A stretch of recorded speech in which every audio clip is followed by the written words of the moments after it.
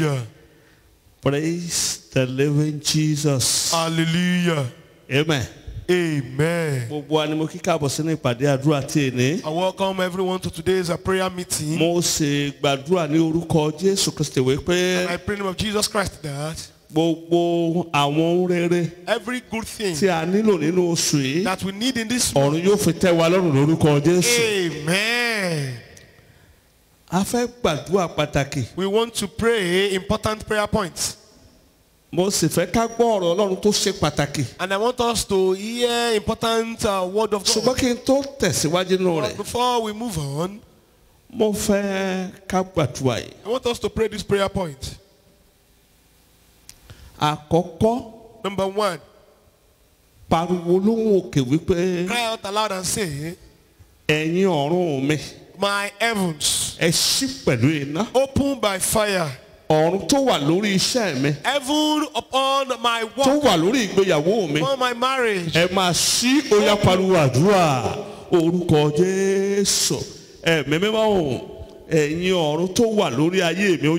Heaven upon my life, open by fire. Open by fire. Open by fire. Open by fire. Open by fire. Upon my work, open. Marriage, open. Upon my home, open. In the name of Jesus.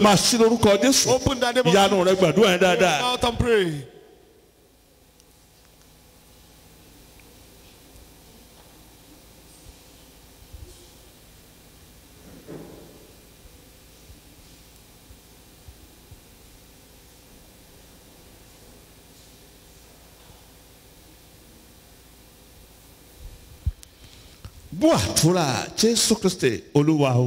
Jesus' name we've prayed. Say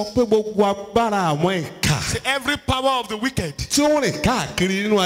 walking in my life without any challenge,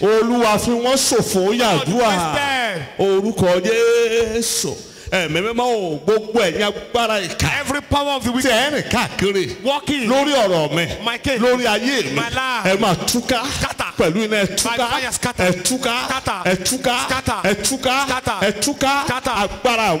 power of the wicked, my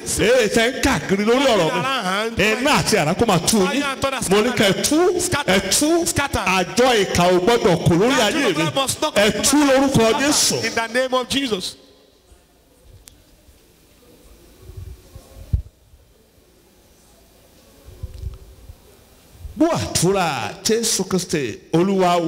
Jesus' name we've prayed. Every power saying I will not lie.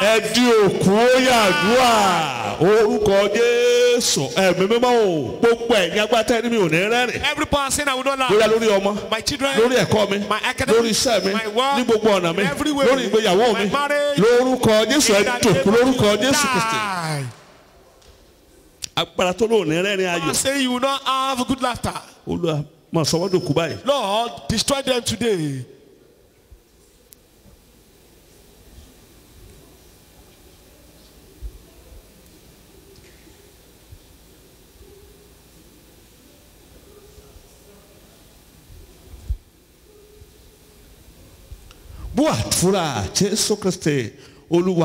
Jesus' name we've prayed. Pray this prayer point. Every power of sluggish progress. Every power of sluggish progress. Die. Die.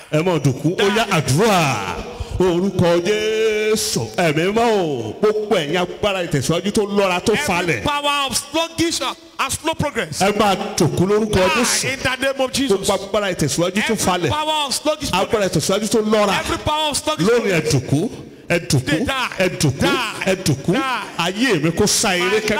Life accelerate in the name of Jesus.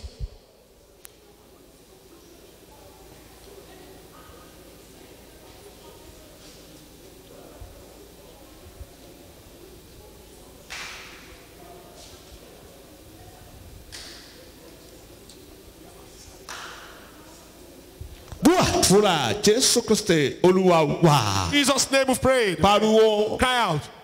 wà á ní gbogbo agbára ìsà òkú ẹgbọ́ ọ̀rọ̀ Olúwa. Power of the grave, hear the Lord. ẹ pọ ìbùkún mi jáde. Vomit my blessing. ìbùkún tẹ gbé mi. Blessing you swallow. ẹ máa pọ̀. Vomit it. ẹ̀yin agbára ìsà òkú. Power of the grave. ẹgbọ́ ọ̀rọ̀ Olúwa. Hear the Lord. gbogbo ire mi. Oh my goodness. ìbùkún mi. My blessings. ìgbéga mi. My promotion. iṣẹ́ mi. My work. ògo mi. My glory. àyànmọ́ My mi. destiny. tẹ gbé mi. That you swallow. ẹ pọ̀ yàdúrà. àmẹ́mẹ́mọ́ gbogbo ẹ̀yin agbára ìsà òkú ẹgbọ́ ọ̀rọ̀ Olúwa. Powers of the grave, hear the ire Lord. tẹ gbé mi. The goodness ògo tẹ swallow. gbé mi. The glory you swallow. ìṣòro tẹ gbé mi. The blessings ìgbéga tẹ gbé mi. Promotion you swallow. iṣẹ́ tẹ gbé mi. My work that you ìwásáyè mi tẹ gbé mi. Vomit it. ẹ máa pọ̀. Vomit it. ẹ pọ̀. Vomit it. ẹ pọ̀. Vomit it. ẹ pọ̀. Vomit it. ẹ pọ̀. Vomit it. lórúkọ Jésù ẹ máa pọ̀ wọ́n. Jesus, vomit them. gbàdúrà yẹn pẹ̀lú ìtara rẹ o.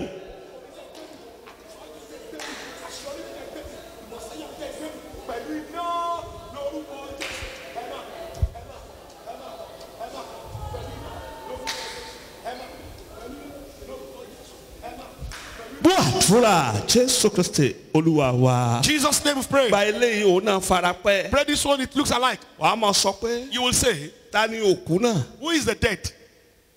Tó gbẹ̀sẹ̀ ní ire mi. That's dead, oh my goodness. Olúwa pálápàtán. Lord, kill them totally. Gba ire mi fún mi. And recover my Ta lòkú náà? the dead. Tó gbẹ̀sẹ̀ ní ire mi àti ìbùkún mi. Dead, oh my goodness, and my Wàá máa blessings. ní ẹ̀mí mọ́ pálápàtán gba ire mi fún mi. Ó yá àdúrà.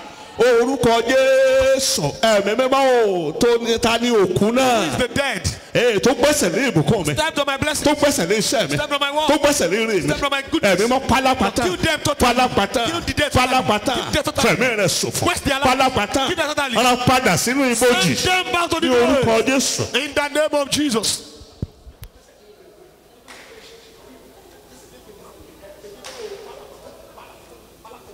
Gbogbo rere tó gbé mi kó máa pọ̀. Every good thing they swallow, vomit it.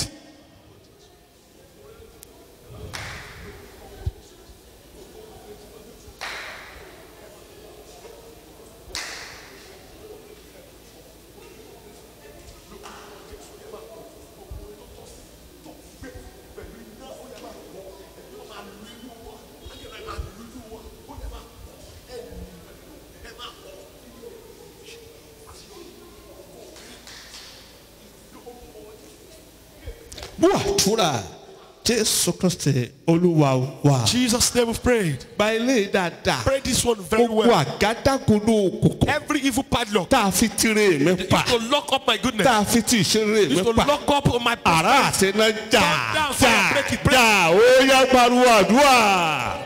Orúkọ Jésù ẹ̀mí mọ́ gbogbo ẹ̀yin àgádágodo òkùnkùn. Every evil padlock. Àgádágodo àjẹ́. Which Àgádágodo àwọn ìkà. Padlock of the wicked. Tá a fi tire mi pa. Used to lock up my Tó ti bùkún mi pa. Lock up my Ó yá blessings. máa fọ́. Break. Fọ́. Break. Fọ́. Break. Fọ́. Break. Fọ́. Break. Fọ́. Break. Pẹ̀lú iná fọ́ lórúkọ Jésù. Break in the name of Jesus.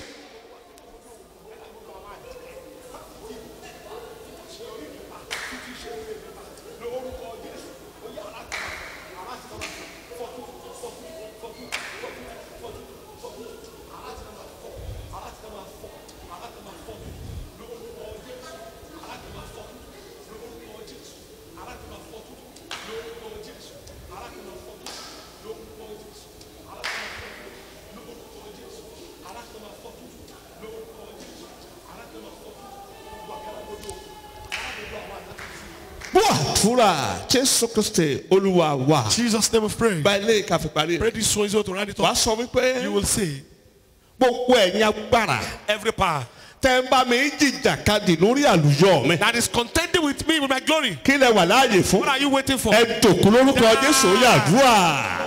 Orúkọ Jésù ẹ̀mí mímọ́ o gbogbo ẹ̀yin agbára tẹ́ ń bá mi Every jìjàkadì power contending against me. lórí àlùyọ mi. My blessing. Kí lẹ wà láàyè What are you fún? waiting for? Ó yẹ dòkú lórúkọ Jésù ẹ dòkú lórúkọ Jésù yánú rẹ gbà á. Pray about and pray. àwọn agbára tó bọ̀ wọ̀ yá àjàkadì lórí àlùyọ rẹ Olúwa pa wọ́n lápáta.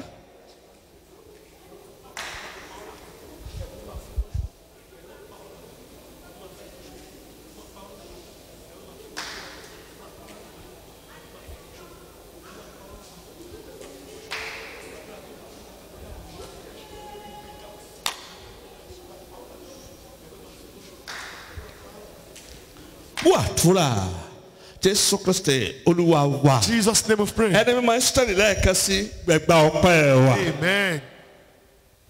Àwọn ọmọ rẹ ti gbàdúrà.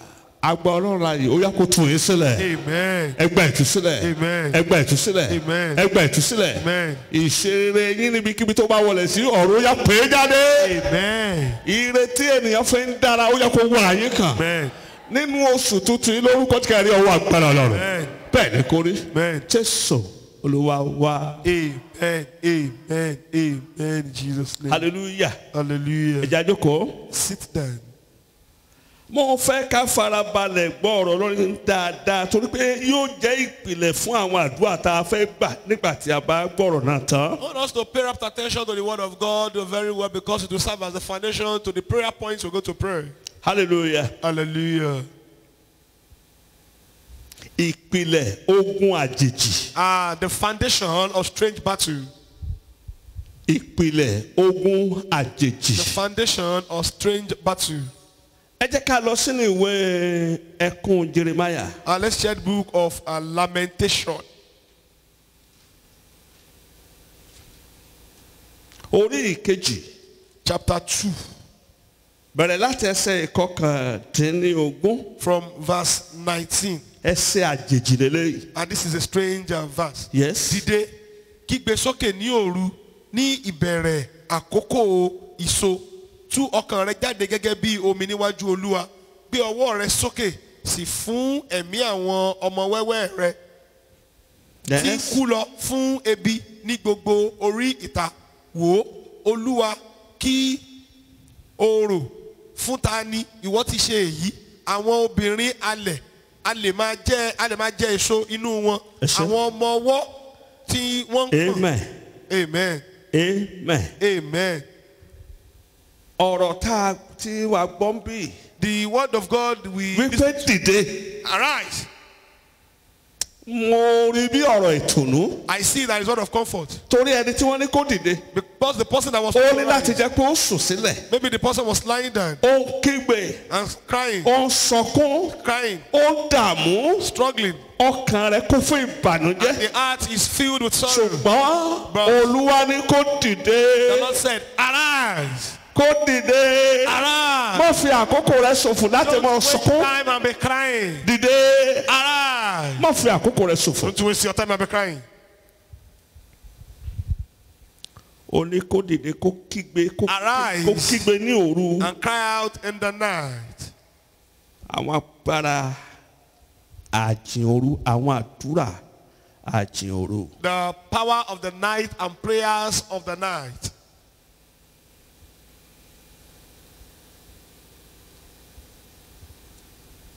Ohun tí ibẹ̀ yẹn sọ fún wa ni wípé All this place is telling us is that ó ní ká dìde, us to rise, ó ní ká kígbe jáde, cry out. kò sọ pé ká kùn, You don't say we should be murmuring. kò ní ká ṣàwáwí, You say we should be giving ó excuses. ní ká kígbe jáde, Cry out. ká kígbe sókè, Cry out. ó ní kó rú jáde bí omi You should come out like water. níwájú Olúwa Ọlọ́run wa. Presence of our God. Ó ní ká ké pẹ̀lú ariwo. Cry out aloud. Kí hallelujah. Hallelujah. Gbogbo ọkùnrin tàbí obìnrin ló wà nínú ogun. Every man and woman is in a battle. Gbogbo ọkùnrin àti obìnrin ni ó jà ogun ayé. Every man and woman will fight the battle of life. Jẹ́ kí n tún sọ fún ọ. And let me tell you, Gbogbo ọkùnrin àti obìnrin ni wọ́n wọ̀ yá ìjàkadì gẹ́gẹ́ bí ti Jákọ́bù. every man and woman will wrestle just like Jacob. Kí hallelujah. Hallelujah. Mo fẹ́ kẹ́lẹ́ yóò yọ nínú ẹ̀mí. I want to understand this spiritually. Wípé That ayé ogun la wà. we are in the world of battle. Ṣùgbọ́n nígbà tí ogun rẹ̀ bá le tàbí tó lágbára jù ọ́ lọ. But when your battle is more powerful than you have, Ogun yẹn yóò fi ọ́ ṣòfò. the battle will waste you. Kí hallelujah. Hallelujah. Mo gbàdúrà fún ọ lórí. I pray for you today. Gbogbo agbára tàbí ogun tí wọ́n ti ṣètò láti fi ọ́ ṣòfò. Every power of battle assigned to waste you. Ogun náà yóò ṣòfò lórúkọ Jésù. Amen. Mo lógun náà yóò ṣòfò lórúkọ Jésù. Amen. Ogun ayé The battle of this world. kì í ṣe nǹkan ìjà rẹ ló ṣe pàtàkì. It is not your weapon that is important. ṣùgbọ́n But àwọn ètò ìgbékalẹ̀ ìjà rẹ ló ṣe pàtàkì. the strategy of your war. o lè níbọn. You may have gun. kó o má mọ̀ bọ́ ti ń lo ìbọn. Not know how to use the gun. ṣùgbọ́n jẹ́ kí n sọ fún ọ nílé ẹ̀kọ́ àṣeyọrí. In the school of success. ìròyìn ṣe pàtàkì. News is important. Information is important. ogun tó lágbára púpọ̀ ni. It is a good weapon. torí pé ìròyìn ló máa ń tú ènìyàn ọmọ tú ayé ènìyàn ṣe. Because it is information that renews one's life. ṣùgbọ́n àìsí ìròyìn ó máa ń sọ ènìyàn di aláàbọ̀ ara. Lack of information make one to be disabled. tó o bá jẹ́ kìrìsìtẹ́nì. If you are a Christian. tí o bá ṣe aláìlóye ìròyìn ẹ̀mí. If you lack spiritual information. mo sọ fún ọ wípé ìjàmbá tó ń dúró láti ṣẹlẹ̀ ní ọ. It is a battle that is waiting to happen. ìjàmbá. A disaster. tó ń dúró that is waiting láti ṣẹlẹ̀ ní ọ. to occur.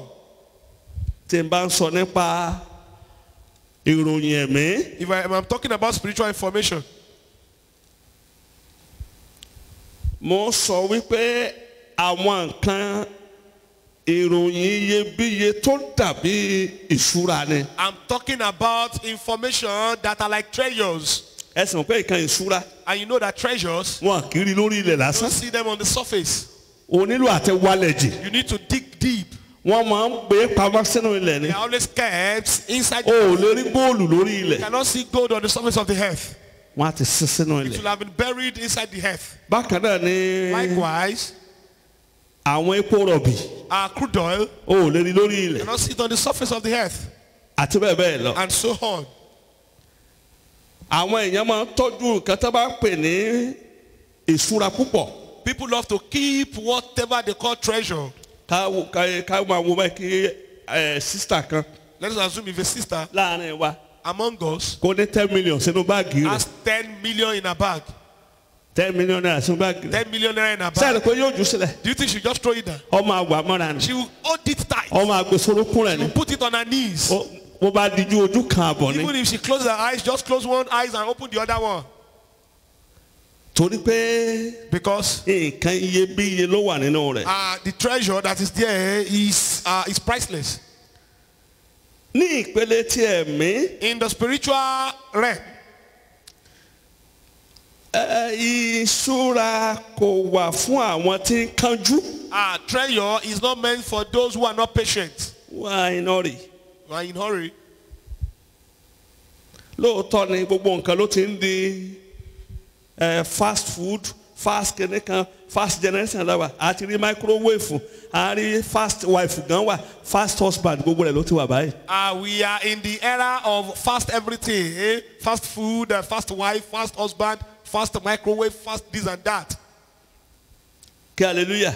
Hallelujah. ṣùgbọ́n àwọn tó bá ń wá ìṣúra ti ẹ̀mí. But those who are after a spiritual treasure, wọn kì í kánjú. they are not always in a hurry. ṣùgbọ́n àwọn tí wọ́n lè farabalẹ̀ láti gbọ́. But those who can pay rapt attention to hear. Those who can be patiently listening. Àwọn tí wọ́n lè farabalẹ̀ aggressively. láti lè gbọ́ titara. àwọn ló lè rí nǹkan ti ẹ̀mí ìṣúra ti ẹ̀mí. They are the ones who can see spiritual treasure. ara àwọn èèyàn ò balẹ̀ mọ́. Our people are no longer patient. ọ̀tá ò fẹ́ káwọn èèyàn ó lè farabalẹ̀ dáadáa. Enemies do not want people to be patient anymore. pàápàá sí ọ̀rọ̀ Ọlọ́run. Especially to the word of God. láti gbọ́. To listen.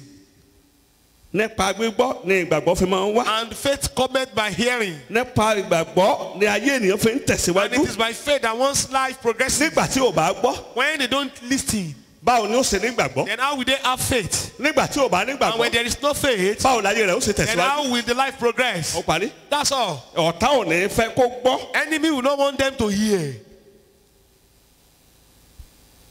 hallelujah. Hallelujah. àwọn akẹ́kọ̀ọ́ tó lè ṣe tó lè mú kí ọ̀run kó dáwọ́ ohun tí wọ́n ṣe dúró kí wọ́n sì dá sí ọ̀rọ̀ rẹ̀.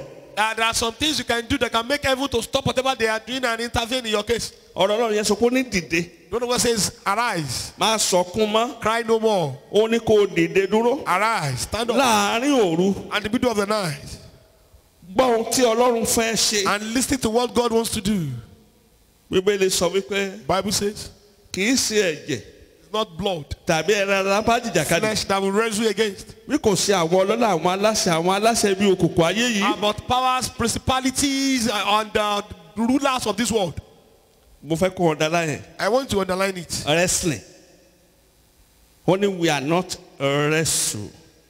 We are not wrestling against the flesh and blood. Ó ní nítorí pé kì í ṣe ẹ̀jẹ̀ àti ẹran ara ni àwọn ń bá jìjàkadì. Nínú eré ìjàkadì. The sport of wrestling. Ó ló fẹ́ le jù láàrin gbogbo àwọn eré ìjàkadì eré tó wà lóríṣiríṣi. Combating art. Is the toughest of the combative art. Hallelujah. Hallelujah.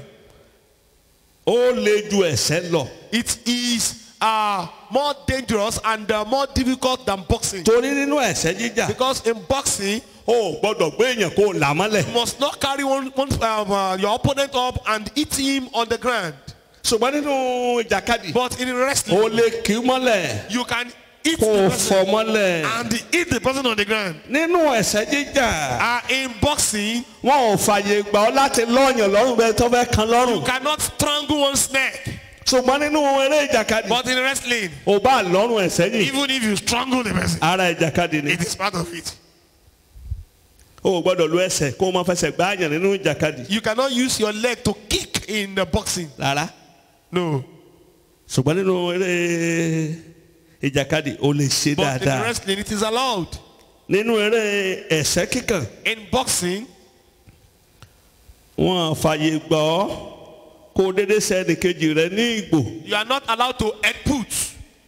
ṣùgbọ́n nínú ìjàkadì àyè gbà ọ́ But dáadáa. in wrestling, you can headbutt.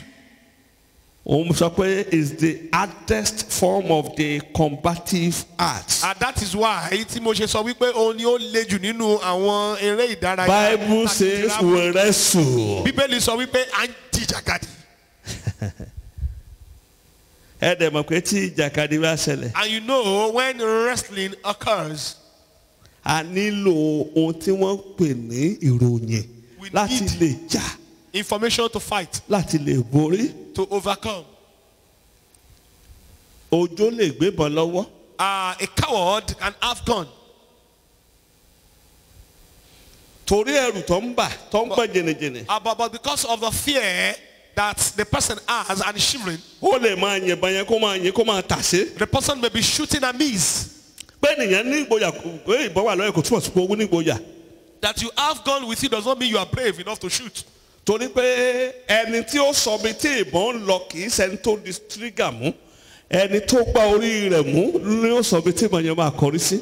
The person who will determine the direction of the gun is not the person holding the trigger. This person holding the head of the gun that will determine where the bullet of the gun will go. kí hallelujah. Hallelujah. òru jẹ́ àkókò tó burú nínú gbogbo àwọn wákàtí. And night is one of the difficult periods of the day. ebi tí àwọn ìka ti mọ aráyè láti ṣiṣẹ́ wọn And that lọ́pọ̀lọpọ̀. is when the wicked have time to walk. kí hallelujah. Hallelujah. kí hallelujah. Hallelujah. arákùnrin kan. Amen. ó ṣe bẹ̀rẹ̀ iṣẹ́ ìránṣẹ́ ni. Just started ministry.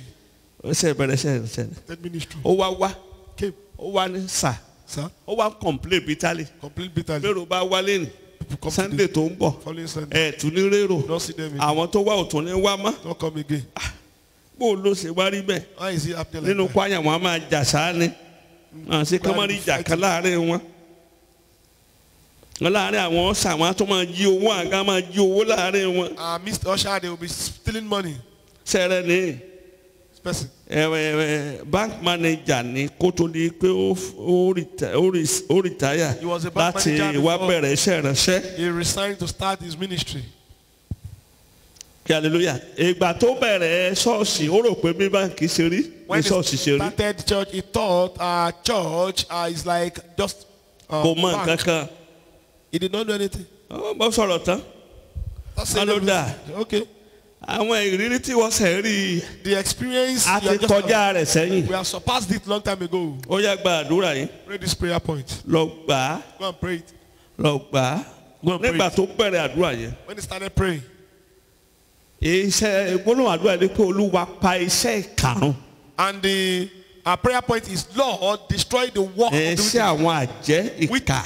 work of wicked witches. lórí mi Olúwa parun lórí iṣẹ́ ìránṣẹ́ mi My parun. ministry destroyed. ó gbà ní òru. He prayed that night. bó ti ń gbàdúrà yẹn lọ. As he was praying, nígbà tó lé ibi kan. at a point, ó bá gbọ́ níbi ẹ̀yìn ilẹ̀kùn yàrá tó wà. a voice at the back of the door. àwọn ewúrẹ́ tí ń ké bí èèyàn kí ń ké. Goats that were bleating wọ́n like. parọ́ bẹ́ẹ̀.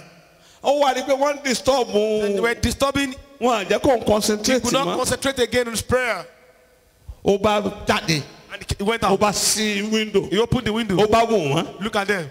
ó wà lẹ́yìn ewúrẹ́ So gbogbo you rẹ̀. this mo animal. dè yín lórúkọ I Jésù pray in Kristi. the name of Jesus. ẹ jáde kó o mí. Come out of this place. I bind you in the name of Dè yín Jesus. lórúkọ ó Jésù. yẹ kó o mí.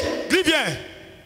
ó ní bá ti ń lọ. As they were going. ó ní ìkan lára àwọn ewúrẹ́ ní. I want to say, pásítọ̀ mọ̀ sọ Yorùbá. Pastor saw Yoruba. Pastor spoke Yoruba.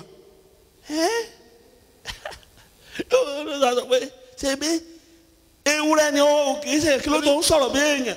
You are a goat. You are not human. Why are you speaking like human? nígbà tí ìyàwó rẹ̀ gbọ́ pé ewúrẹ́ àtọkàn ló ń sọ̀rọ̀. When the wife heard that the Kọ́ husband was sájáde nínú yàrá. conversing with the goat, ó fa ọkọ rẹ̀ wọlé. He- ọba ti wíńdò pa. she heard the husband and locked the window. kò rírun rẹ̀ rí. He had not seen this before. ó sáré wá padà. He came back the following day. wàhálà dé o. There is problem. eléyìí mo torí itú burú jáì o. This one is a bit tough. Oh. ewúrẹ́ sọ̀rọ̀ bí èèyàn. Human being spoke like human. Goat spoke like human being. ó ní pásítọ̀ sọ Yorùbá. Pastor spoke Yoruba too. eléyìí balẹ̀rù púpọ̀. This terrified him. ọ̀dà ó ní òun rò pé wà lè ṣiṣẹ́ Olúwa ẹ̀ mọ́ báyìí mọ́ ṣe ń wojú ọjọ́ yìí o. With the way I'm looking at this, I don't think I can continue with this work of God. Oh. rárá ó máa ṣiṣẹ́ Olúwa yẹn. Work for God. wàá tó padà sínú àdúrà. Go back and pray. ìpele mìíràn. Another level.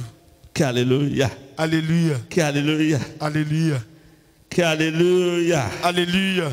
fún ìgbà àkọ́kọ́ For the first time. àwọn ọ̀tá tó gbógun ti ìpè rẹ̀ rí wípé ó pe àwọn níjà fún ìgbà àkọ́kọ́. òun ló jẹ́ kó kó ara wá sẹ́nu ibi tó ti ń gbàdúrà ìwọ wẹ̀ èèbó la mọ̀ ọmọ ìwọ̀n gbogbo àdúrà burúkú tó wá gbà yìí. For the first time, the enemies who waged war against the ministry discovered that it challenged them, and that's why they gathered themselves together and came to stand by the window side. That we know you to be speaking English. Why Yoruba? Why are you praying like this? This one is strange, oh. mo gbàdúrà fún ọ lónìí. I pray for you today. mo gba àwọn ọ̀tá ìkà tí wọ́n fara pamọ́ pẹ̀lú ọgbọ́n tí wọ́n ṣe bí ọ̀rẹ́ sí ọ. Every wicked and evil conceived enemies now acting like friends. ṣùgbọ́n tó jẹ́ pé ọ̀tá apànìyàn ni wọ́n ní inú. But they are assassinating enemies. ọ̀run yóò tú àṣírí wọn yóò fi wọ́n ṣẹ̀sín lórúkọ Jésù. Amen. nígbà tó bá dé wákàtí òru. At the hour of the night, àwọn ìjàkadì ẹ̀mí yóò bẹ̀rẹ̀. spiritual wrestling will kickstart. àwọn ogun ọ̀tá tó lágbára lọ́gànjọ́ òru ló máa ń ṣẹlẹ̀. Terrible warfare of the enemy starts at the middle of the night. ẹ wá wo Ọlọ́run wa. And let's see our God. Our God runs a night school Ọlọ́run wa máa ń for ṣe, his children. ó máa ń ṣe ní ilé ẹ̀kọ́ ọ̀gànjọ́ òru fún àwọn ọmọ ẹ rẹ̀. ó ṣí ilé ẹ̀kọ́ ọ̀gànjọ́ òru sílẹ̀ fún àwọn ọmọ rẹ̀. Runs a night school for Kí his nìdí? children. Why? láti fún wa ní ètò bí a ti ń ja ogun kó kọ́ wa ní ẹ̀kọ́ bí a ti lè jà. To teach us how to fight. ìdí ni tó fi léwu púpọ̀. And that is why it is dangerous. níwọ̀n ìgbà tó o bá sùn When you sleep, tó o láàlá you have a dream. tó o rántí àlá tó o lá tàbí tó o lá tó o gbàgbé pápátá tàbí tó o lálà rárá You gan. cannot remember your dream, or you dream and you cannot, you have no dream at all. eléyìí léwu púpọ̀. This one is very bad. It's Ó léwu. dangerous. It's dangerous. ẹ jẹ́ ká wo ìwé Jóòbù orí ìkẹtàléníọgbọ̀n. And let's share the book of Job, chapter 33. wọ́n kọ́ farabalẹ̀ ká dáadáa fún I mi. want us to Job 33 from verse 14. láti Ẹ ẹsẹ̀ jẹ́ ká wo ilé ẹ̀kọ́ òru tí Ọlọ́run gbé kalẹ̀. nítorí pé Ọlọ́run sọ̀rọ̀ lẹ́ẹ̀kan àní lẹ́ẹ̀kejì ṣùgbọ́n ènìyàn kò róye rẹ̀ nínú àlá ní ojúran òru nígbà tí oorun ìjìká bá kun ènìyàn lọ ní ìsúnyè lórí ibùsùn nígbà náà ni ìṣí etí ènìyàn a sì fi èdìdí di ẹ̀kọ́ wọn. Máa gbọ́ ẹsẹ̀ ìkélò nìyẹn. 16 yẹn. Ok, ní ẹsẹ̀ ìkarùndógún ẹ̀ka yẹn mo fẹ́ gbọ́ dáadáa. Nínú àlá ní ojúran òru nígbà tí oorun ìjìká bá kun. Nígbà tí èèyàn bá wà lójú àlá tó sùn. And when you dream and you sleep, tí oorun ìjìká bá kun ènìyàn lọ ní ìsúnyè lórí ibùsùn. Nígbà náà ni ìṣí etí ènìyàn. Ọlọ́run á wá fún ara rẹ̀. Then the Lord will come himself. Láti bá ènìyàn sọ̀rọ̀. To speak. Ní ojú àlá rẹ̀. As in the dream. Á jẹ́ kó gbọ́ dáadáa. Make you to hear very well. Á fi àrékérekè àwọn ọ̀tá hàn. And reveal to you the deceit and deception of the enemies. Báwo tún wọlé tí bá sọ pé o sùn olóòlálà. If I tell you that you sleep and you don't dream. O bá ti lálàá òkè rántí. Or when you dream you don't remember. O ti kú nígbà tó wà láàyè. You are a dead man walking o. 17. Ìkẹtàdínlógún kí ó lè fa ènìyàn sẹ́yìn kúrò nínú ète rẹ̀. Nígbà tí wàhálà bá dé ọ̀tá ti ṣètò ibi ṣùgbọ́n ọ̀rọ̀ rẹ̀ á jẹ́ kó fà sẹ́yìn. Má lọ bíbẹ̀ yẹn o ọ̀tá ti ṣètò á ti sọ fún ọ wà á tẹ bọ́ sílẹ̀ á wá instructor má lọ torí pé ibi àṣẹlẹ̀ tó bá lọ. When problem comes, the enemies will have masterminded whatever they want to do. Then they will tell you not to go because if you go, problem will come as a result of it. So we tell you not to go at all. Bámi ka wo 18. Kí ó lè fa ènìyàn sẹ́yìn kúrò nínú ète rẹ̀ kí ó sì pa ìgbéraga mọ́ kúrò lọ́dọ̀ ènìyàn ó sì fa ọkàn rẹ̀ padà kúrò nínú ihò àti ẹ̀mí rẹ̀ láti ṣègbé lọ́wọ́ idà. Kí hallelujah. Hallelujah. Ohun tí àwọn ilé ẹ̀kọ́ òru ń ṣe lélẹ́yìí. This is what the school of the night does. Ọlọ́run wá jẹ́ olùkọ́. Our God is a teacher. Tó ń kọ́ni ní òru. Who teaches at night. A wá sọ́dọ̀ rẹ̀. Come to you. A bẹ̀sẹ̀ ní kọ́. Teaching you. Ìdí tó fi gbọ́dọ̀ ṣe ìdí tó fi gbọ́dọ̀ ṣe léni. This is the reason why you must not do no more. Ìdí ni tí ìgbé ayé àlá rẹ fi ṣe pàtàkì. And that is why your dream life is very important. Mo sọ fún ọ pé. Tell you that. Your dream is your spiritual monitor. Àlá rẹ ni ohun tí ó ń tọ́ sọ́nà nípa tẹ̀mí. Kò gbọ́dọ̀ kú. It must not be quenched. Bí ìgbé ayé àlá rẹ bá ti kú. If your dream life is dead. O ti kú o. You are dying o.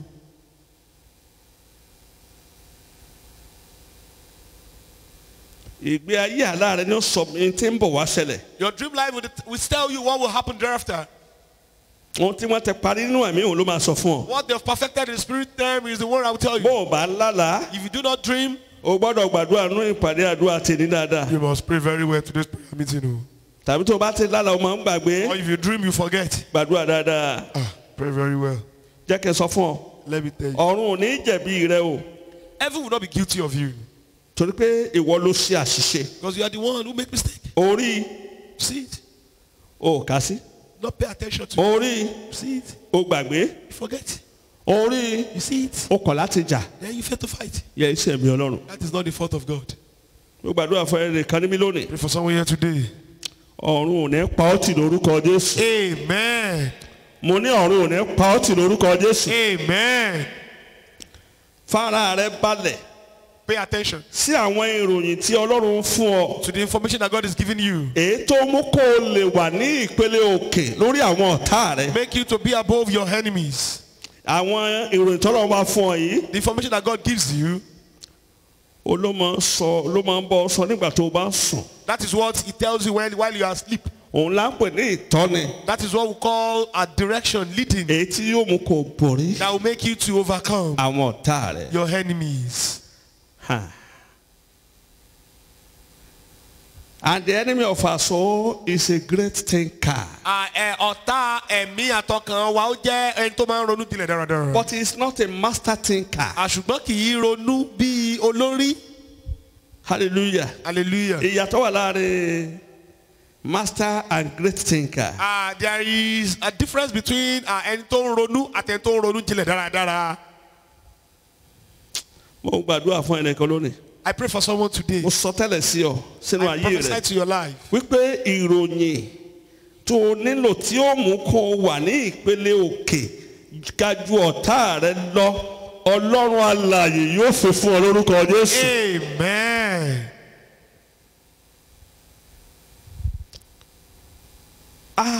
Ìpele ìjàkadì kan wà tá a ní àjèjì ni. There is a level of wrestling that we call strange.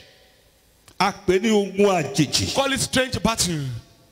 Ní àyíká tó wà. In the neighborhood where you are. Tó o bá ń dojúkọ àwọn ogun tó jinlẹ̀. If you are facing deep battle. O nílò àwọn àdúrà tó jinlẹ̀. You need a deep. O nílò àwọn ọ̀nà àbáyọ tó jinlẹ̀. You need deep solution. Tó o bá ń dojúkọ àwọn ogun àjèjì. If you are facing strange battles. O nílò àwọn ètò tó jẹ́ àjèjì. You need a strange and deep arrangement. O dẹ̀ nílò àdúrà àjèjì. Then you need strange prayers.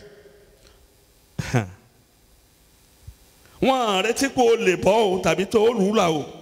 They are not expecting you to survive it. Pàápàá nínú àwọn ayé àjèjì tó yí wa káàkiri. Especially in this strange world that surrounds us. O nílò láti ní àwọn ètò àjèjì. You need to have strange plans. Èyí tí ó sọ ọ́ di aṣẹ́gun. That will make you victorious. Nínú ayé àjèjì tá a wà yìí. Strange world that we have. Tó o bá dojúkọ àwọn ogun tó jẹ́ àdìtú. Facing mysterious battles. O nílò àwọn ọ̀nà àbáyọ tó jẹ́ àdìtú. You need a mysterious solution. O nílò àwọn àdúrà tó jẹ́ àdìtú. You need mysterious prayer. A fẹ́ gba àwọn àdúrà kan lónìí. We want to pray some prayer points today. Tó ń dàbí ọfà. That will serve as look at like an arrow. Èyí tí ó lọ sí inú omi. That will go into the marine world. Yóò lọ sí àwọn abúlé. That will go into the villages. Yóò lọ sí àwọn ìlú. Go to towns. Yóò lọ sínú igi. I will go inside the tree. Yóò lọ sínú ìpàdé tàbí ìdí àwọn àjẹ́. Go to the covens or the meeting point of witches. Yóò tú gbogbo rẹ̀ ká. Scatter everything. Hallelujah. Hallelujah. Nígbà tá a bá pè nǹkan ní àjèjì. When we call something strange. We mean unfamiliar. Ó túmọ̀ sí pé ohun tí a kò mọ̀ dáradára. Something abnormal. Ohun tí kò yẹ kó máa ṣe bó ṣe ń ṣẹlẹ̀. Something irregular. Ohun tí kì í wá déédéé. Something wild. Ohun tí ó fẹjú. Something hard. Ohun tí kò wọ́pọ̀. Uncommon battle. Ogun tí ò wọ́pọ̀. Unconventional. Ogun tí ìṣẹ̀lẹ̀ bó ṣe yẹ kó ṣẹlẹ̀. And so on. Àti bẹ́ẹ̀ bẹ́ẹ̀ lọ. Hallelujah. Hallelujah. Hallelujah. Hallelujah. Wọ́n ti sọ̀rọ̀ aláboyún kan fún ẹ. I told you about a pregnant woman. Kò jẹ nǹkan kan. She did not eat anything. Wọ́n bá fún lóúnjẹ kò ní jẹ. Give her food, she will not eat. Bá ní kó mu ògì kò ní She was mu. given pap, she would not take. Oúnjẹ tó ń jẹ. Anything she was drinking was Nǹkan taking. bíi mẹ́ta kan ló ń jẹ. 3 things. Oúnjẹ ìfun tí wọ́n fi ń kọ̀wé ìfun. Chalk. Chalk. She was eating chalk. Oúnjẹ koríko. She was eating grass. Ó dẹ̀ mu epo pupa. She was taking palm oil. Yàtọ̀ sí yẹn kò jẹ nǹkan kan. Apart from these, Ọmọ yẹn dẹ̀ ń dàgbà. and the baby was growing. Ó gbà tí ẹ̀rù ń ba òun gan, ó sá lọ sí chọ́ọ̀chì kan. And when she was scared, she ran to a church Kí wọ́n gbàdúrà fóun. to pray for her so she can be delivered. Wòlíì tó lọ bá ń bẹ̀. The prophet, she went to meet there. Ìyẹn tó bá sùn torí ó fipá bá sùn. That one raped her even with the pregnancy Ó tó ní gbọ́sẹ̀ wá fún àdúrà. before she came for prayer. Nígbà tí Ọlọ́run máa fi àṣírí hàn. When the Lord revealed the secret, Olúwa jẹ́ ká mọ̀ wípé the Lord made us to understand ọkùnrin ẹ̀mí rẹ̀ the spirit man wọ́n ti só mọ́lẹ̀ nínú òkùnkùn. had been tied in the name of darkness. Wọ́n wá fún ní koríko And they jẹ. were giving the spirit man Wọ́n fún ní grass, ìfun jẹ. the chalk, Wọ́n fún ní ìpó mu. giving him palm oil to drink. Òun ló ṣe jẹ́ pé inú ẹ̀mí ni wọ́n ti ń ṣàkóso rẹ̀. She was being controlled from the spirit realm. Kò lè ṣe nǹkan tó wù She ú. could not do anything that Mo pleased gbàdúrà fún ẹnìkan tó wà mí for lónìí. someone who is here today. Gbogbo àwọn ìṣòro àjèjì. Every strange problem Èyí tó ń là á kọjá. passing through. Lórúkọ Jésù ọmọ Ọlọ́run alààyè mo ní kó di òkú lónìí. Amen. Nígbà tí àwọn ogun àjèjì bá wà. When there are strange battles, Àwọn ọmọ ọ̀dọ̀ yóò mọ gun orí ẹṣin ayé rẹ gẹ́gẹ́ bí ọmọ ọba. a servant will be riding the horse of your life as princes. Bí ó bá ń la àwọn ogun àjèjì kọjá. You are passing through strange battles. Ìwọ tó yẹ kó wà ní ipò lórí ó máa ṣe bí ọmọ ọ̀dọ̀ ni. Someone like you who is meant to be at the top will only be subservient to others. Tó bá la àwọn ogun àjèjì kọjá. Passing through strange battles. Àwọn nǹkan tó yẹ kó tẹ̀ ọ́ lọ́wọ́ kò ní lè tẹ̀ ọ́ lọ́wọ́ o. Things you should get hold of, you not be able to get hold of them. Tó bá la ogun àjèjì kọjá. You are passing through strange battles. Agbègbè rẹ tó yẹ kó di ńlá. Àlá ojú ló fún ni kò ní lè dé ńlá o. Your coast that should be enlarged will only be a daydream. Mo sọ fún ọ. I tell you. Tó bá la ogun àjèjì kọjá. You are passing through. Ọ̀rọ̀ àwọn ènìyàn ni yóò máa ṣàkóso àyànmọ́ rẹ. It is only the word of people that will be controlling your destiny. Àdúrà kẹwàá tó ṣe pàtàkì tí wọ́n ní ká gbà lọ́pọ̀ ìgbà. There is a prayer point that is important that I do tell us to pray at all times. Pé Olúwa. Lord. Gba àyànmọ́ mi kúrò lọ́wọ́ ènìyàn. I recover my destiny from man. Àdúrà ńlá ni o. It's a great prayer point. Torí o máa ń la ogun àjèjì kọjá. You are passing through strange battle. Àwọn ìdè tàbí ìgbèkùn àtẹ̀randéran. Bondage and ancestral bondage. Yóò máa pọ́n ọ lójú ní gbogbo ìgbà. Will be afflicting you at all times. Tó bá la ogun àjèjì kọjá. If you are passing through strange battles. Ọ̀tá yóò máa ṣàkóso yóò máa lọ yóò máa bọ̀ nú ayé rẹ̀ láìsí ẹnikẹ́ni tó kó lójú ni o. Our enemies will just be coming in and going out in your life without any power to challenge them. Ó bá la ogun àjèjì kọjá. If you are passing through strange battle. Àwọn ọ̀tá yóò sọ ìràwọ̀ tó ń tàn. Enemies will turn a star that is shining. Wọ́n sọ di aṣẹ́gìtà. They will turn it to àti apọnmita. ear of woods and drawer of water. Tó bá fẹ́ di ènìyàn ńlá láyé. If you want to be great in life. Àwọn ogun wà tó gbọ́dọ̀ jà. There are battles you must fight. Tó bá fẹ́ jẹ́ ní ti Ọlọ́run pè ọ́. If you want to be what God has called you in life. Àwọn àlàkọjá kan wà tó gbọ́dọ̀ là kọjá. There are some things you must pass through. Tó bá dàbí ẹni pé o ò fẹ́ dojúkọ àwọn ogun wọ̀nyí. If you don't want to face these battles. Ó ń tan ara rẹ nítorí pé ohun tó ń bọ̀ wá bá ọ yóò le púpọ̀ torí pé kò síbi tó lè farapamọ́ sí tó bá fẹ́ lè ńlá. You are deceiving yourself because the problem that will befall you is greater than you because there is nowhere to hide yourself. Tó bá dojúkọ àwọn ogun wọ̀nyí. If you are facing these battles. Àwọn ogun àjèjì. These strange battles. Tó bá lè dojúkọ wọn tó bá jà. If you can face them and wage war against them. Mo mọ̀ pé. I know that. Ó jẹ́ ntọ́lọ́run fẹ́ kó jẹ́. Amen. Ṣùgbọ́n tó bá sá fún. But if you avoid them. A kàn sọ the celebrated wanderers. It will only turn you to alárìnká tí wọ́n yìn káàkiri. Tó gbajúgbajà. I celebrated famous wanderers. Wọ́n ló rìn o. They are. Ó máa rìn gan. Alárìn káàkiri. Celebrated wanderers. Alárìn káàkiri tó gbajúgbajà arìn lọ́rìn bọ̀. Hallelujah. Hallelujah. A máa kọrin ìsìnrú àti ìnira. Such a person will be singing the song of servitude and hardship. Ìgbéyàwó rẹ̀ wọ́n á wó lulẹ̀ pàápàá. The marriage will be broken down totally. Mo sọ pé ògo àti ìràwọ̀ rẹ̀ wọ́n ní jẹ́ kó tàn. Say the glory and star will not be allowed to shine. Torí pé ó ń dojúkọ àwọn ogun tí ó jẹ́ àjèjì. Because they are facing strange battles. Aláwọn àdúrà láti gbà lónìí. We have prayer points to pray today. Ọ̀pọ̀lọpọ̀ kò sí bí wọ́n ti ṣe wàhálà tó tọ́ gbìyànjú tó. Some people, no matter how they struggle and labor. Ní gbogbo òru ní àlá burúkú náà máa lá. They only have strange dreams. Ọ̀pọ̀lọpọ̀ wọ́n ti so wọ́n mọ́lẹ̀ tó bẹ́ẹ̀ gẹ́ tó jẹ́ wípé tẹpátẹpá náà fẹ́ ní ọ̀tá fẹ́ ń bá wọn ní àjọṣepọ̀. Many have been tied down to the point that forcibly enemies will copulate with them. Tẹ́ bá bí wọ́n léèrè kò wù wọ́n láti máa ṣe bẹ́ẹ̀. If you ask them, they are not happy to do that. Ṣùgbọ́n wọ́n lágbára láti gbára wọn. But they have the power to deliver themselves. Ọ̀pọ̀ a máa gbọ́ àwọn ohun àjèjì onírúurú ohùn. Many will be hearing strange voices. Ọ̀pọ̀ fẹ́ gbégbé ayé ìwà mímọ́. Many want to live a life of holiness. Ṣùgbọ́n gbígbé ìgbé ayé ìwà mímọ́ ti ṣòro fún wọn. But living a life of holiness has become so difficult for them. Ọ̀pọ̀ ń la àwọn àìsàn tó burú kọjá. And many people are passing through difficult ailments.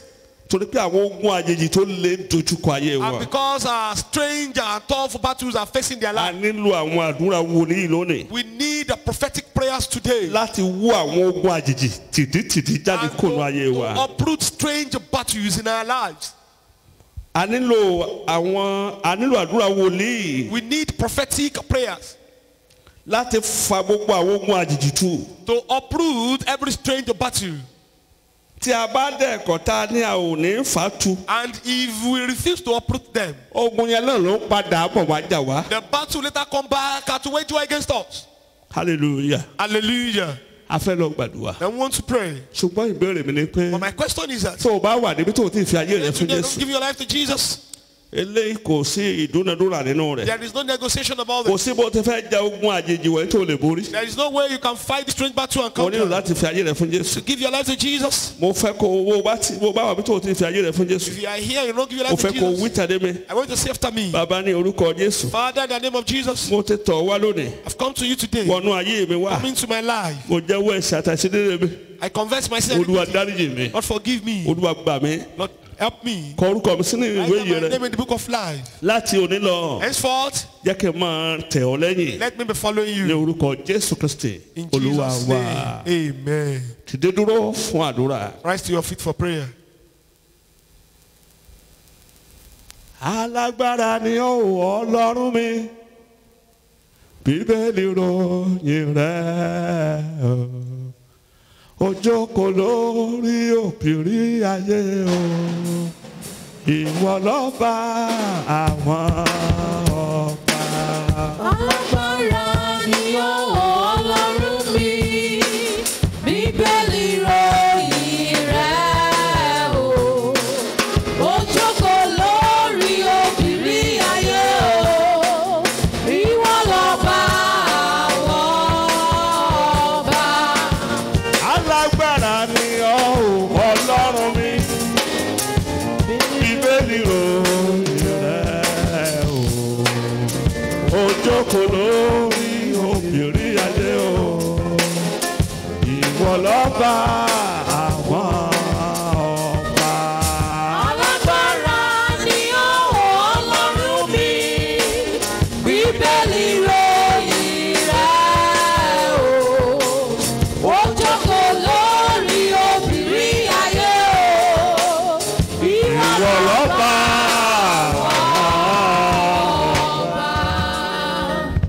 Amen. Amen. Mo fẹ́ kó o kígbe lóhùn rárá. I want you to cry out aloud. Sọ wípé gbogbo àwọn ogun olóbìnrin po. Every cyclical battle. Mo fẹ́ kó o gbà dáadáa I o. want to pray very well. Every circular battle. Gbogbo ogun olóbìrípo Ogun tí mo kẹ́ ẹ̀ máa poyin rẹ̀. makes one to move in cycles. Bó tẹ́ ń lọ ló ń bọ̀. Going to and fro. Bó tẹ́ ń lọ ló ń bọ̀. Going to and fro. Ṣùgbọ́n ní àjò rẹ̀ ojú kan náà. But still the battle is still at the point. The journey is still at the point. Wàá máa sọ pé You will say, ẹ̀mí máa parun. Holy Spirit, destroy it. Sọ́dùnkú lórí mi. Destroy it in my life. Parun ó ti tó gẹ́. Ó yá pariwo àdúrà.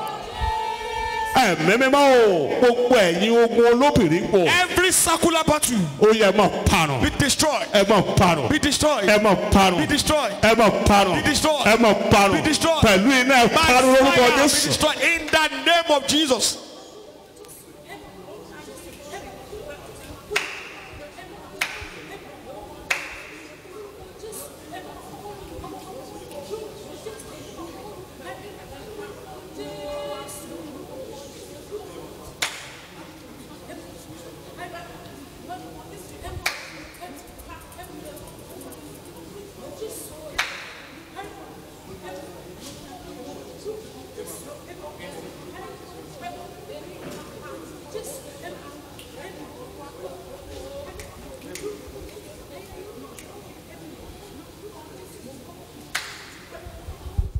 Gbọ́ àdúrà Jésù Kristi Olúwa wa. Jesus' name we pray.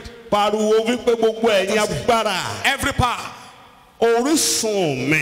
a power of my source, Òkùnkùn orísun mi. darkness of my source, Tẹ́ bá nǹkan mi jẹ́. destroying everything I have. Tẹ́ sọ rere di Has èèwọ̀. done goodness to an abomination. Lónìí ẹ̀dùnkú. Today die. Olúwa pa wọn lórí àdúrà. ẹ̀mí mímọ́ o gbogbo ẹ̀yin òkùnkùn orísun. Every darkness of the source.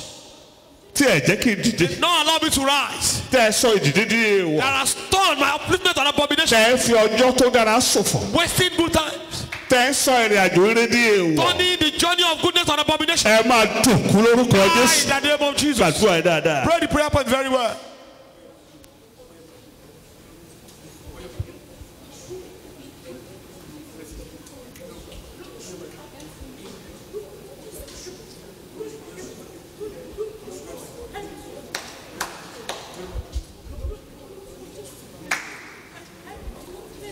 Fura Jésù Kristi Olúwa wa. Jesus' name we've prayed. Mo fẹ́ kó gbàdúrà. I want you to pray. Gbogbo ìṣòro àjèjì. Every strange problem tí ọ̀tá gbé dìde láti máa dààmú mi. that the enemy is raised to disturb me, trouble me. ẹ dòkú lórúkọ Jésù yàdúrà. Orúkọ Jésù. Ẹ̀mí mọ̀ gbogbo ẹ̀ ní ìṣòro àjèjì. Every strange trouble, ogun àjèjì strange battle tí ọ̀tá gbé dìde that the enemy is raised láti dààmú mi. to trouble me, láti fìyà jẹ mi. to make me suffer, láti máa wọ́ mi nílẹ̀. to drag me ẹ máa out. dòkú lórúkọ Die in Jésù. the name of Jesus. Yánà rẹ gbàdúrà. Come out and pray. Ìṣòro àjèjì Stranger tí trouble wọ́n mọ̀mọ́ mi. that I'm known with. tí wọ́n mọ̀mọ́ ilé bàbá mi. My father's house is known tí with. wọ́n fi ń pè mí. That I've been used to be tí wọ́n called. fi sọ mí And lórúkọ. they've used to Christian me. ẹ dòkú lónìí. Die in the name of Jesus.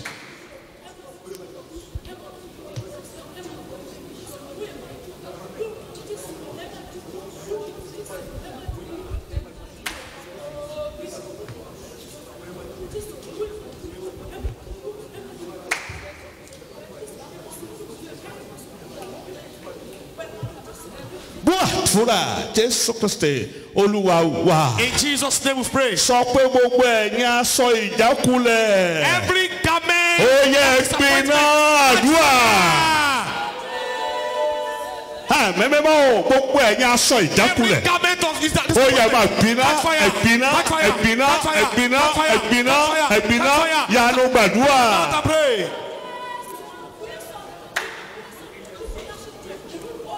Máa gbiná mo bọ́ dànù. Catch fire. I put it up. Máa gbiná. Catch fire.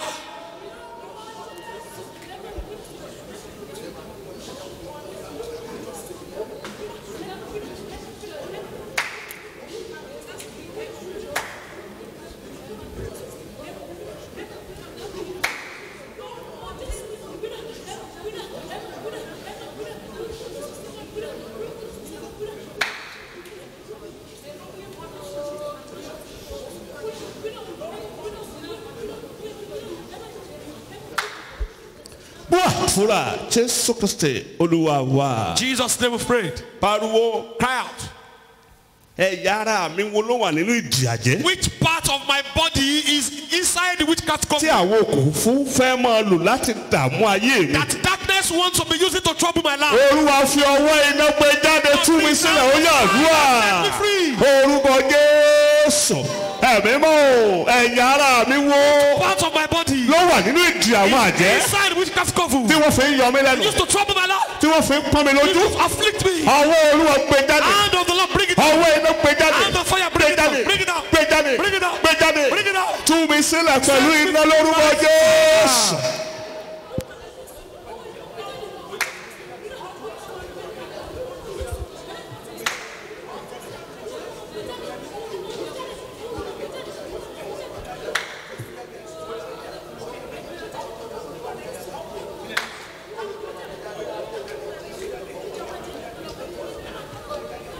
Fúra Jésù Kristi Olúwa wa. Jesus' name we prayed. Mo fagilé lórúkọ Jésù. Àkọsílẹ̀ Sátánì láyé mi. Mo fagilé o. Mo fagilé lórúkọ Jésù.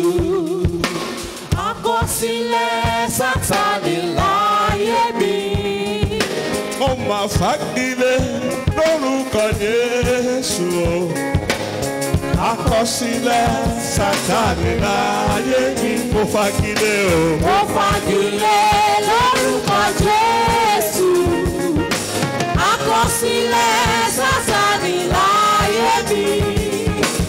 Mo fagilé bàbá bàbá lórúkọ Jésù àwọn àkọsílẹ̀ Sátánì láyé mi mo fagilé. Mo fagilé lórúkọ Jésù. Àkọsílẹ̀ Sátánì láyé mi. Mo máa fagilé lórúkọ Jésù àwọn àkọsílẹ̀ Sátánì láyé mi tọmọtọmọ. Mo fagilé lórúkọ Jésù. Àkọsílẹ̀ Sátánì láyé mi. Ikú àìtọ́jọ́ mo ti fagilé. Ìgbésẹ̀ jíjẹ o mo ti fagilé. Àìlákojọ mo ti fagilé. Àṣetìlẹ́nu òrò bàbá Mo ti fagilé. mo Fagilé lórúkọ Jésù. Àkọsílẹ̀ Sátánì láyé mi. Mo fagilé. Mo fagilé lórúkọ Jésù. Agbára tó wà nínú ẹ̀jẹ̀ Jésù. Àkọsílẹ̀ Sátánì láyé mi. Mo fagilé o. Fagilé lórúkọ Jésù. Fagilé o. Àkọsílẹ̀ Sátánì láyé mi. Lórúkọ Jésù mo fagilé. Mo fagilé lórúkọ Mo gbọ́dọ̀ pérí Jésù. mọ́ nínú ayé mi. Àkọsílẹ̀ Sátánì láyé mi. Mo máa fagilé o. Fagilé lórúkọ Ikú àìtọ́jọ́ mo ti fagilé bàbá.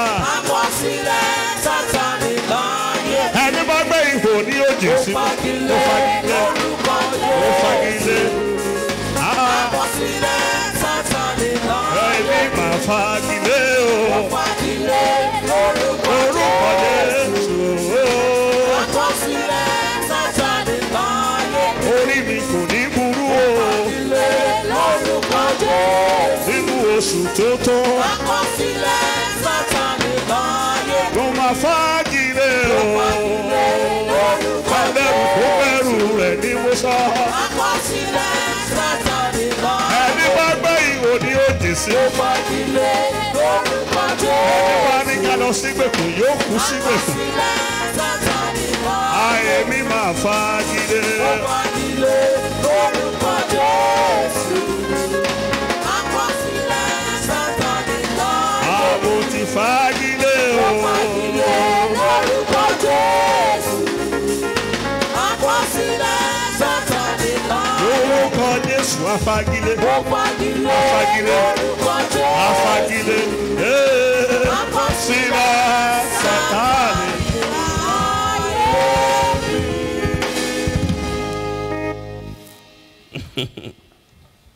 Gbàdúrà ilé dáadáa. Pray this prayer point very well. Ẹ̀yin mọ̀mọ́ ẹ gbà.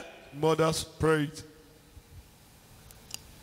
Wà á ní gbogbo iṣẹ́ tí mo fi ọjọ́ ayé mi ṣe. Everything I've done at the beginning of my life. Tí obìnrin ìkà yìí sọ wípé òun ó gbà lọ́wọ́ mi That tipátipá. this wicked woman has said will take away from me by force. Wà á máa ní Olúwa fẹ̀mí rẹ̀ sùn. Lord, where's their life?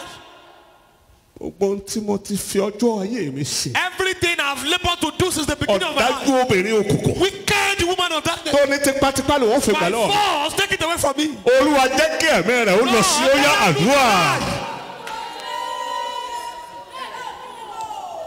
Gbogbo iṣẹ́ tí mo ti fi ọjọ́ ayé Every mi ṣe. work I've labored hard to do. Obìnrin òkùnkùn. Wicked woman. Ọ̀dájú ìkà. Wicked Tó lòun ó gbà lọ́wọ́ mi. that has vowed to take it away from me. Ọ̀run wọ́n jẹ́ ó wà láàyè. Heaven don't spare their life. Gbogbo ohun tó gbà Olúwa gbà fún mi. Everything she has collected, Lord, recover it for me.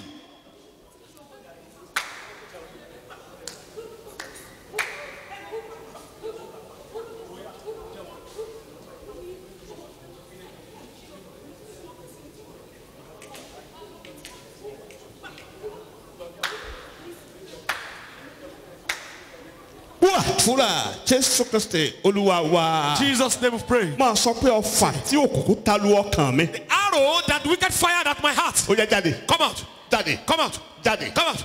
Wà á gbé ọwọ́ lé àyà rẹ̀. Place your hand on your chest. Ọfà tí òkùnkùn ta lu Arrow ọkàn mi. that the wicked one fired. Gbọ́dọ̀ Olúwa pẹ̀lú iná ó yá jáde àdúrà.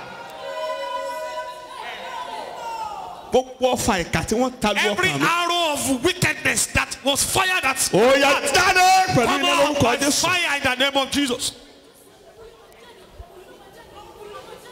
padà síbi tó ti wá. Go back to your sender. Padà sọ́dọ̀ àwọn tó rán ọ. Go back to your senders.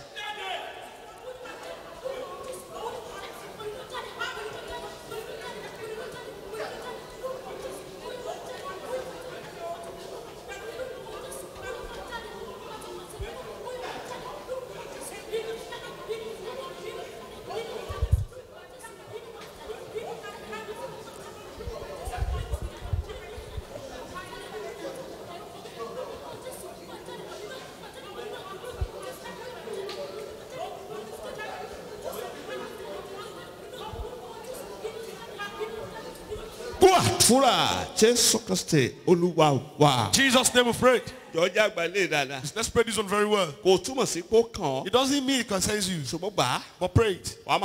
You will say, the spirit of cancer, arrow of cancer, Lord, send it out. Let the source catch fire. I must not have the arrow of cancer. Spirit of cancer. Catch fire. Catch fire. Catch fire. Catch fire. Catch fire. Catch fire. Where you are, catch fire. In the blood. In my spirit. Catch fire. In my vein.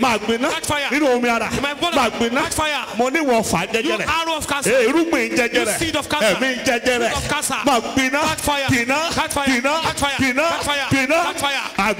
Catch fire. Turn it to fire, oh no.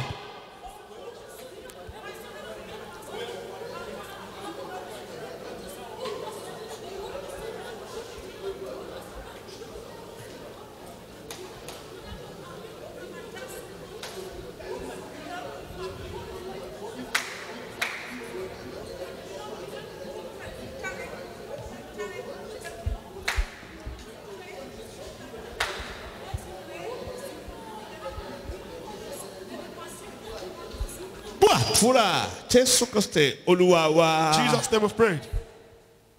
Èmi náà fẹ́ dúpẹ́. Ọmọ mi fẹ́ dúpẹ́.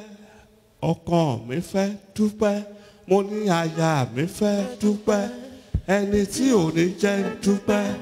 Yóò dìde láàrin ọ̀pọ̀ ènìyàn yóò faṣọ ara rẹ̀ yá. Èmi náà fẹ́ dúpẹ́. Ọmọ mi fẹ́ dúpẹ́. Ọmọ mi fẹ́ dúpẹ́. Aya mi fẹ́ dúpẹ́. Ẹni tí ò ní jẹ́ dúpẹ́. Yóò dìde láàrin ọ̀pọ̀ ènìyàn yóò faṣọ ara rẹ̀ yá. Yóò faṣọ ara rẹ̀ yá. Yóò faṣọ ara rẹ̀ yá.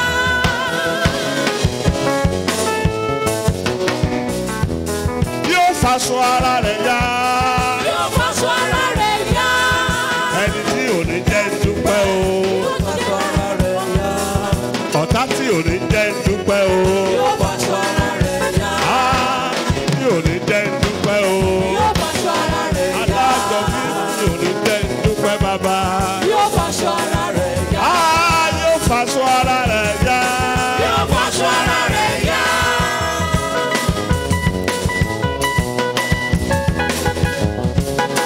Ó dáná.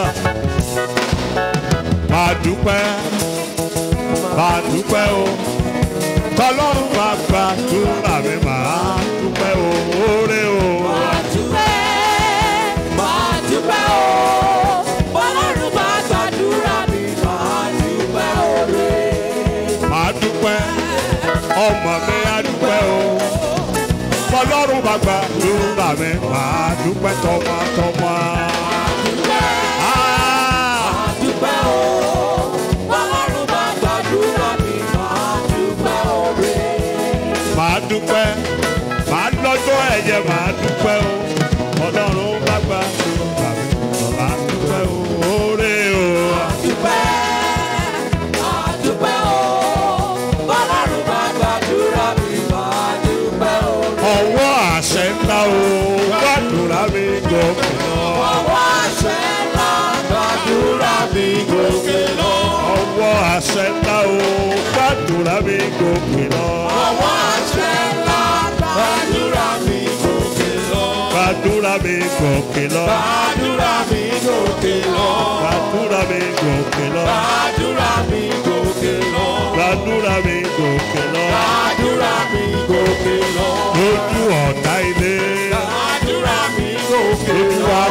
ọmọ nìkan kò ní. Gbàdúrà mi gòkè lọ. Gbàdúrà mi gòkè. Gbàdúrà mi gòkè lọ. Amen. Amen. Jẹ́ gbàdúrà bíi mẹ́ta ẹ̀sìn. Let's pray like 3 prayer points more. Sọ wípé Say sọ́dọ̀ àdúrà mẹ́tẹ̀ẹ̀ta yìí. the 3 prayer points. Gbogbo agbára gbà á. Pray it with all your might. Sọ wípé Say gbogbo agbára every power tó takú sí ojú ọ̀nà ayé mi. that is on my way. Of Tí my ń sọ life. wípé mi ò ní ní ẹ̀kúnrẹ́rẹ́ ayọ̀. I will not have fullness of joy. Olúwa fi ṣòfò. Lord, waste them. Fi ṣòfò. Waste them. Ó yá pariwo àdúrà. Go out and pray. Gbogbo agbára Every power àyídínà of obstacle. tó ní mi ò ní ní ẹ̀kúnrẹ́rẹ́ I will ayọ̀. not have fullness of joy. Olúwa fẹ̀mí rẹ̀ Lord, ṣòfò. waste their lives. Gbá dáadáa. Pray very well.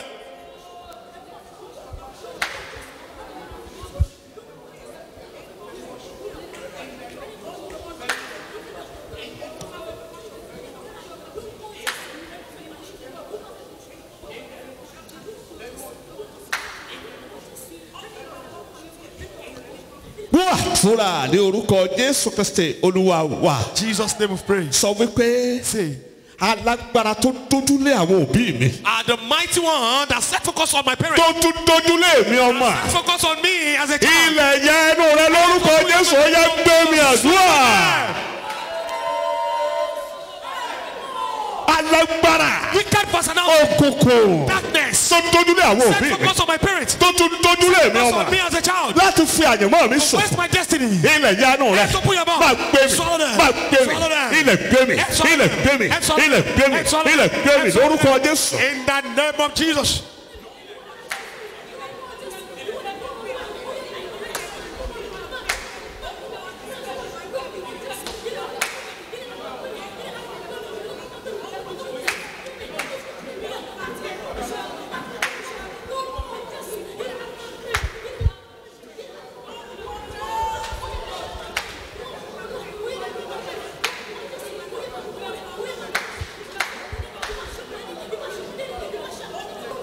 Wá fúra Jésù Kristi Olúwa wa. Jesus' name of praise.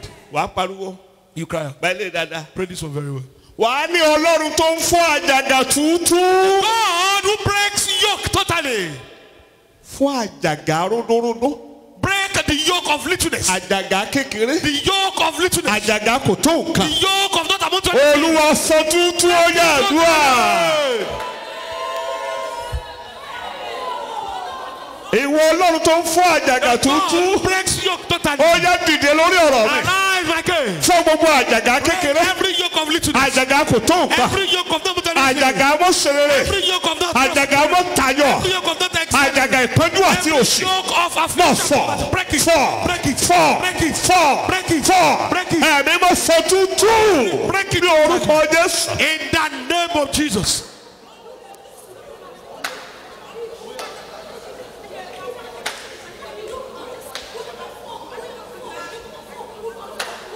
Ọ̀pọ̀ àwọn àjàgà wúrú tí mo bá láyé. Every ancestral yoke that I met Tí on mo earth, jogún lára àwọn tó that bí I mi. inherited from my parents. Àjàgà ìnira. The yoke of difficulty and hardship. Àjàgà kò tó The nǹkan yoke kan. of not amounting to anything. Àjàgà ẹni ẹ̀yìn. Yoke of backwardness. Tí wọ́n ń déwájú. Then I get to the front. Àjàgà ìhòòhò. The yoke of nakedness. Àjàgà ìpọ́njú. The yoke of affliction and Àti ìnira. hardship. Ẹ fọ́ lórí ayé mi. Break upon my life.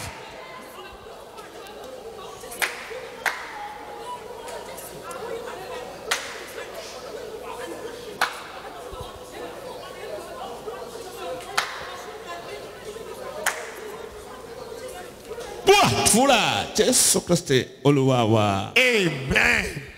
Ọ̀run mi ṣí. Bàbá mi o. Ọ̀run mi ṣí. Káyé mi dára. Kí gbogbo ìjì dáwọ́ dúró lórí ayé mi o. Ọ̀run mi ṣí. Kí lè yìn ọ́ lógo. Ọ̀run ṣí o. Ọ̀run mi ṣí. Bàbá mi o, Ọ̀run mi ṣí. ayé mi dára.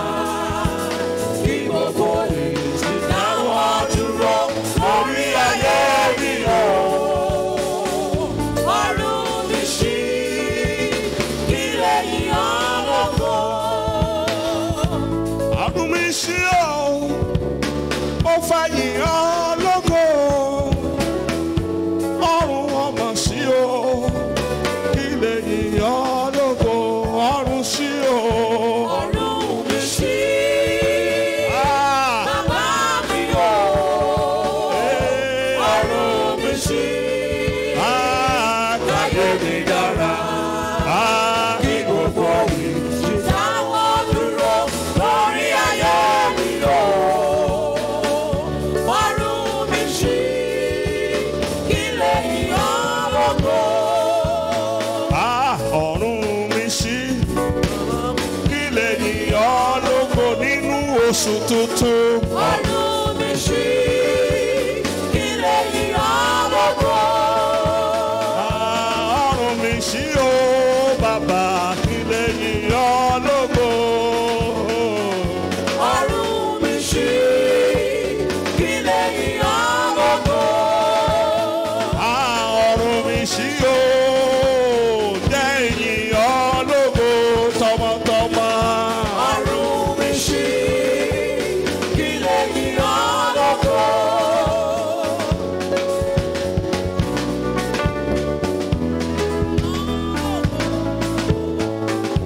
Ìtẹ̀síwájú wọnú ìtẹ̀síwájú. Amen. Ìgbéga ńlá wọnú ìgbéga. Amen. Àlùyọ ire o, ó wọnú ayé wa wá. Amen. Ìrànlọ́wọ́ òkè kó ṣàwárí wa tọmọtọmọ. Amen. Ọ̀run mi ṣí, kí lè yìn ọ́ lógo nínú oṣù yìí o. Ọ̀run mi ṣí, kí lè yàn lógo. Ọ̀run mi ṣí o, lóṣù tuntun kí yìn ọ́ lógo bàbá o. Ọ̀run mi ṣí, Kí lè yìn ọ́ lógo.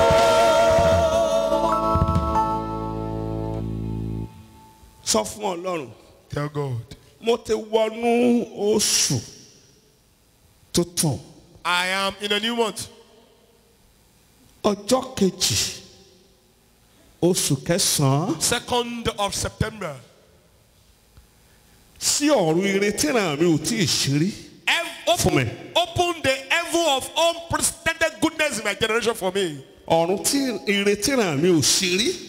The goodness that has never been experienced in my generation. Sí fún mi lóṣù yìí. Open it for me this month. Gbogbo ibi tí wọ́n ti fi re gbàgbé mi. Everywhere they forgot me with goodness. Kán máa rántí mi. Let them start to remember me. Jẹ́ kójú kó ti àwọn tó ń fi mí ṣẹlẹ́yà. Let all my mockers be ashamed. Sílẹ̀kùn ìrètí ìyà òfin ní jẹ mí mọ́. Ó yá àdúrà.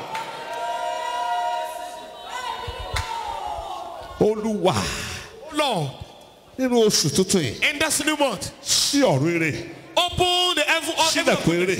Open the door. Sí ọ̀run ire. Open the heaven of Sílẹ̀kùn goodness. ire. Put the door of goodness. Sí ọ̀run ire. Put the heaven of goodness. Sílẹ̀kùn ire. Put the door of goodness. Sí ọ̀run ire. Open the heaven of goodness. Sílẹ̀kùn Put the ire. door of goodness. Ká bá a mọ̀ wípé ìwọ tó wà lánàá tó wà lónìí ló sì wà títí ayé. So they can know that you were yesterday, you are today, and you be Pé o kì í ṣe Ọlọ́run àná nìkan. and you are not the God of yesterday. Olúwa ṣohun tuntun. Not do anything. Sílẹ̀kùn ire tuntun. Put the door of the Sílẹ̀kùn òkè tuntun. Put the door of Sílẹ̀kùn ìgbéga tuntun. promotion. Olúwa fún ire ọ̀run àtayé yà mí lẹ́nu. God surprise me with the goodness of heaven Jẹ́ and kí earth. àwọn èèyàn ó mọ̀ nínú oṣù pé àdúrà pé mi. Let people know this month that truly prayer Bá Ọlọ́run is sọ̀rọ̀. me. Speak with God.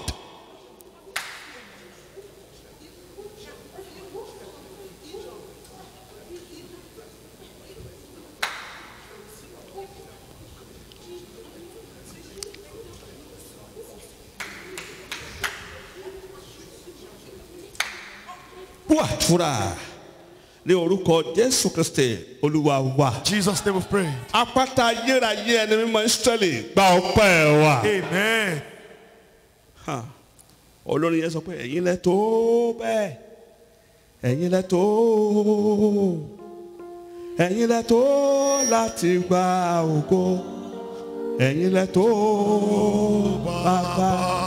A fi ògo fún yín, a fi ìyìn fún yín, a fi ọlá fún yín torí pé ẹ dára. Olúwa gba ọpẹ́ wa. Amen. Gbogbo ọkàn tí ń wò tàbí tó ń gbọ́ wa, oṣù tó wọ̀ yìí, gbogbo ilẹ̀kùn tí wọ́n fi èpè tì, tí wọ́n fi ọ̀rọ̀ tì, tí wọ́n fi àṣẹ òkùnkùn tì, mo fi àṣẹ ọ̀run ṣí i lórúkọ Jésù. Ó yá ṣí. Amen. Mo ní kó máa ṣí. Amen. Ta ló lóhun ti gbé ọ ṣépè? Ta ló òkùnkùn tó gbẹ̀sẹ̀ lé ọ? ta nìkà tí ń sọ pé àwọn ẹni tí ó gbà ọ́. Mo sọ̀rọ̀ gẹ́gẹ́ bí ikọ̀ àti wòlíì rẹ̀ lónìí wípé ẹni tó dá ayé àtọ̀run ó yẹ kó tú ọ sílẹ̀. Amen. Lábẹ́ ìgbèkùn ẹni yóò kó ọ yẹ gba ìtúsílẹ̀. Amen. Gba ìtúsílẹ̀. Amen. Gba ìtúsílẹ̀. Amen. Gba ìtúsílẹ̀. Amen. Gba ìtúsílẹ̀. Amen. Ta ló fi ẹ̀jẹ̀ múlẹ̀? Ta ló bọ́ wọnú májẹ̀mú àìmọ̀? Ta ní sọ pé ẹ ṣáàjẹ́ ó máa ṣe làálàá lásán? Mo sọ wípé lórí ìṣù àwọn ìkà mo fi iná tú ọ sílẹ̀ ó yẹ gba ìtúsílẹ̀. Amen. Ọwọ́ apánilójú lórí rẹ kó gbẹ lónìí. Amen. Gbọ́ ogun tó dúró di ọjọ́ iwájú dì ọ́ bó o ti ṣe àmì kó máa gbẹ. Amen. Ọ̀dájú obìnrin òkùté sọ pé ò tí ì rí nǹkan kan. Àtòun àtògùn rẹ̀ ilẹ̀ ó yẹ gbé wọn mẹ́. Amen. Ọ̀run ní òjijì kó sí fún ọ. Amen. Ìrànlọ́wọ́ kó wá ọkàn. Amen. Aláàánú kó wá ọkàn. Amen. Mo gbé ọ dìde bó o ti ṣe àmì àṣẹ ọ̀run kó gbé ọ dìde. Amen. Oṣù tó wọ̀ yìí ìrànlọ́wọ́ dìde fún ọ. Amen. Aláàánú á wá ọkàn. Amen. Àwọn tí yóò kọjú sí ọ sí ọ lóore wọn ó ṣàwárí rẹ̀. Amen. Ẹ̀mí tó dúró láàrin wọn àti aláàánú rẹ̀ ilẹ̀ kó gbé mi.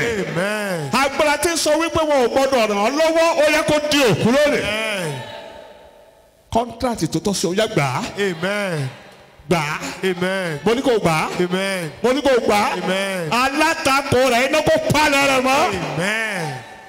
Gbogbo ìwé ẹ̀rí ìwé ìrìnnà gbogbo ohun tó dáa tó ọkàn rẹ̀ ń dà níyàn lóṣù yìí ọ̀run kó gbà fún ọ. Amen.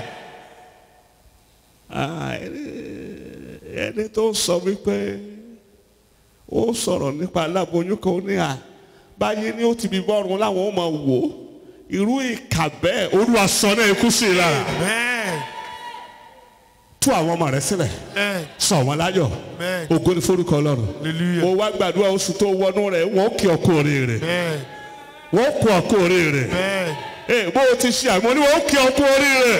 Amen. Ọ̀tá rẹ fẹ́ kọ̀ ariwo ayọ̀ asọ nílé rẹ̀ Amen. wà á jèrè àdúrà Amen. ó ti rí bẹ́ẹ̀ o Amen. kò yí padà Amen. Jésù Olúwa wa Amen. Amen. Amen. Jesus' name. hallelujah Hallelujah. ẹ Jésù lógo mo kí wa pé a kó àdúrà omi tó wá àṣẹ ní látọ̀run kó wọnú rẹ̀ lọ Amen. ẹ̀jẹ̀ Jésù darapọ̀ mọ́ Amen. omi náà kó ṣiṣẹ́ ìtúsílẹ̀ Amen. kó ṣiṣẹ́ ìwòsàn Amen. kó ṣiṣẹ́ ìtúsílẹ̀ Amen. kó ṣiṣẹ́ ìwòsàn Amen. kó ṣiṣẹ́ ìtúsílẹ̀ Amen. kó ṣiṣẹ́ ìwòsàn Amen. kó pa ọ̀rọ̀ òkùnkùn Amen. kó gbé ọ dìde lọ́tùn Amen. ibi tọ́nà sí kó la ọ̀nà fún ọ Amen. bẹ́ẹ̀ ni kó rí Amen. ó ti níbẹ̀ Amen. Jésù Olúwa wa Amen. Amen. Amen. hallelujah. Hallelujah.